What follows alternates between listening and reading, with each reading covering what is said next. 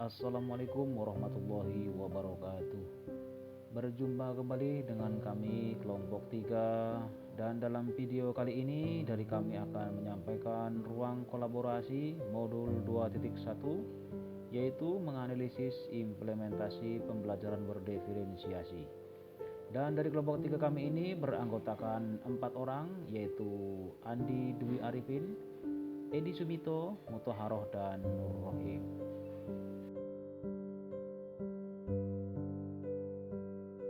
Perkenalan anggota kelompok 3 dan sekaligus tugas-tugasnya. Adapun Bapak Dwi Arifin sebagai penyaji ataupun pemberi tanggapan kelompok lain.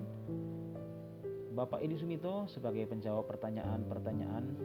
Ibu Mutharoh sebagai penyaji dan saya sendiri sebagai moderator. Kami akan menganalisis implementasi pembelajaran berdiferensiasi, di mana Pak Nudidam, seorang guru SMP, ingin mengajarkan murid-muridnya materi tentang iklan. Tujuan pembelajarannya adalah murid-murid dapat menangkap makna secara kontekstual terkait fungsi sosial, struktur teks, dan unsur kebahasaan dari iklan tentang produk dan jasa. Pak Nudidam lalu membuat skenario pembelajaran. Yang pertama, diskusi seluruh kelas sebagai berikut. Di awal pembelajaran, Pak Nudidam melakukan diskusi untuk memperkenalkan murid pada topik tentang iklan dengan menggunakan beberapa pertanyaan pemandu seperti: apa yang membedakan antara iklan dengan bentuk tulisan lain? Iklan apa yang benar-benar menarik untuk kalian? Apakah dibutuhkan biaya untuk membuat sebuah iklan? Jenis pekerjaan apa yang tersedia dalam periklanan? Yang kedua, kerja individu atau pasangan atau kelompok kecil. Setelah itu Pak Nudidam meminta murid melakukan kegiatan tulis, berbagi dengan pasangan, berbagi dengan pasangan lain. Secara individu, murid akan diminta menulis 3 hingga 5 iklan yang menarik bagi mereka. Mereka lalu berbagi apa yang dituliskan dengan satu teman lain secara berpasangan. Saat berbagi, mereka boleh menambahkan pendapat. Setiap pasangan kemudian berbagi dengan pasangan lain. Setelah itu, Pak Nudidam melakukan diskusi dengan seluruh kelas. Ia akan menggunakan daftar iklan yang ditulis oleh masing-masing kelompok sebagai contoh, kemudian membahasnya dengan menekankan kepada target audiens sasaran, pesan utama, mengapa beberapa iklan lebih efektif daripada yang lain. Yang ketiga, kerja kelompok kecil. Murid akan diminta untuk membentuk kelompok yang terdiri dari 4-5 orang untuk mendiskusikan kelebihan dan kekurangan berbagai jenis iklan. Setiap kelompok akan diberikan selembar kertas dan bekerja di meja mereka. Setiap lembar kertas grafik memiliki tiket untuk menuliskan kelebihan dan kekurangan untuk jenis iklan tertentu, misalnya radio, televisi, internet, cetak, dan billboard. Yang keempat, Pak Nudidam lalu mengumpulkan kembali murid sebagai satu kelompok besar. Lalu memfasilitasi diskusi yang diperlukan untuk memperjelas dan atau memperluas pemahaman konsep seperti target audiens, kejelasan pesan, dan penggunaan fitur kebahasaan dan desain seperti pemilihan judul, teks, gambar, dan format.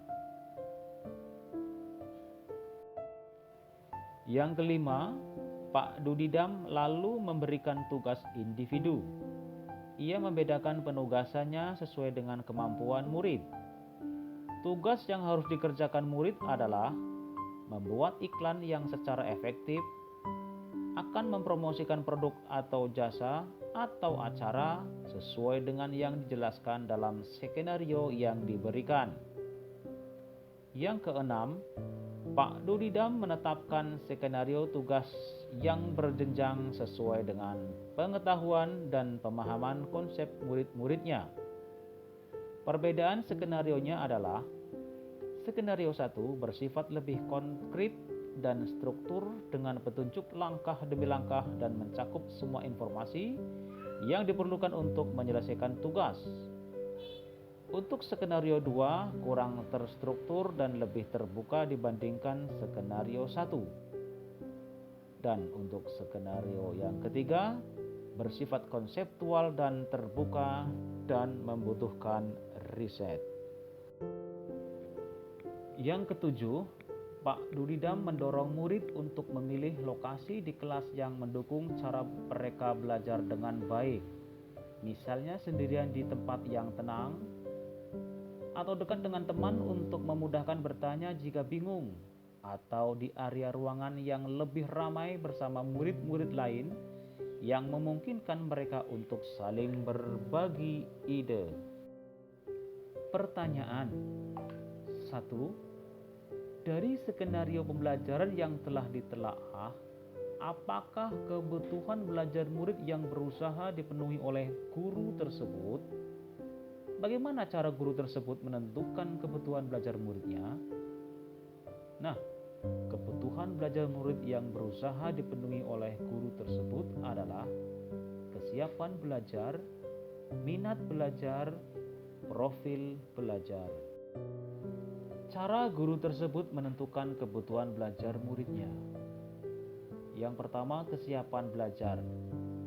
Pak Dudidam menentukan kesiapan belajar muridnya dengan 1. Mengajukan beberapa pertanyaan pemandu seperti apa yang membedakan antara iklan dengan bentuk tulisan lain? Iklan apa yang benar-benar menarik untuk kalian? 2. Menyampaikan tujuan pembelajaran agar murid-murid dapat menangkap makna secara kontekstual terkait fungsi sosial, struktur teks, dan unsur kebahasaan dari iklan tentang produk dan jasa. Yang ketiga, menetapkan skenario tugas yang berjenjang sesuai dengan pengetahuan dan pemahaman konsep murid-muridnya. Kebutuhan belajar murid selanjutnya adalah minat belajar. Pak Dudidam meminta murid melakukan kegiatan tulis, berbagi dengan pasangan lain. Secara individu, murid akan diminta menulis 3 hingga 5 iklan yang menarik bagi mereka. Mereka lalu berbagi apa yang dituliskan dengan satu teman lain secara berpasangan. Saat berbagi, mereka boleh menambahkan pendapat. Setiap pasangan kemudian berbagi dengan pasangan lain. Kebutuhan belajar murid selanjutnya adalah profil belajar. Pak Dudidam mendorong murid untuk memilih lokasi di kelas yang mendukung cara mereka belajar dengan baik. Misalnya, sendirian di tempat yang tenang, dekat teman untuk memudahkan bertanya jika bingung, atau di area ruangan yang lebih ramai bersama murid-murid lain yang memungkinkan mereka untuk saling berbagi ide. Pertanyaan yang kedua, strategi pembelajaran berdiferensiasi apa yang digunakan? Yang pertama, diferensiasi konten. Pak Dudidam memperjelas konsep dan istilah periklanan sesuai dengan kebutuhan, yang dilalui dengan kegiatan menulis 3 hingga 5 kalimat iklan yang menarik bagi siswa, berbagi apa yang dituliskan dengan satu teman lain secara berpasangan. Saat berbagi, mereka boleh menambahkan pendapat, dan setiap pasangan individu berbagi dengan pasangan lain. Yang kedua, diferensiasi proses. Pak Dudidam menerapkan variasi proses pembelajaran.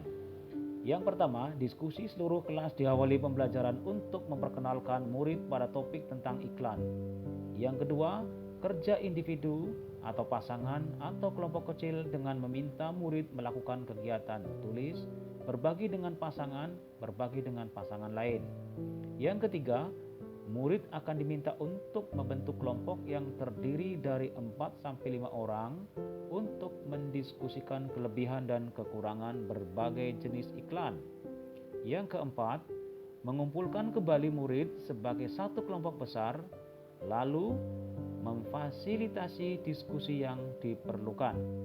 Yang kelima, memberikan tugas individu dengan membedakan penugasannya sesuai dengan kemampuan murid. Yang ketiga, diferensiasi produk. Pak Dudidam memberikan tugas individu kepada murid dengan membedakan penugasannya sesuai dengan kemampuan murid. Tugas yang harus dikerjakan murid adalah membuat iklan yang secara efektif akan mempromosikan produk atau jasa atau acara sesuai dengan yang dijelaskan dalam skenario yang diberikan. Lalu, bagaimana guru tersebut melakukan penilaian? Adapun asesmen yang dilakukan adalah assessment for learning, penilaian dalam proses pembelajaran melalui tanya jawab dalam diskusi di dalam kelompok kecil. Yang selanjutnya assessment as learning, penilaian sebagai pembelajaran dengan melibatkan peserta didik secara aktif.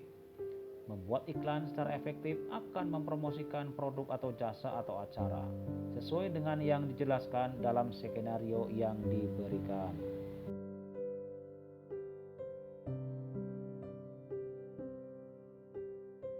Kesimpulannya adalah, berdasarkan skenario pembelajaran tersebut, Pak Dudidam telah memenuhi kebutuhan belajar murid dengan cara guru menentukan kebutuhan belajar muridnya, yaitu kesiapan belajar, minat belajar, dan profil belajar siswa. Pak Dudidam menerapkan strategi pembelajaran berdiferensiasi konten, proses, dan produk. Pak Dudidam melakukan 2 penilaian ataupun assessment for learning and assessment as learning. Demikian presentasi dari kelompok kami, semoga dapat bermanfaat. Terima kasih atas segala perhatiannya dan sampai bertemu kembali di acara yang lain. Sekian, wassalamualaikum warahmatullahi wabarakatuh.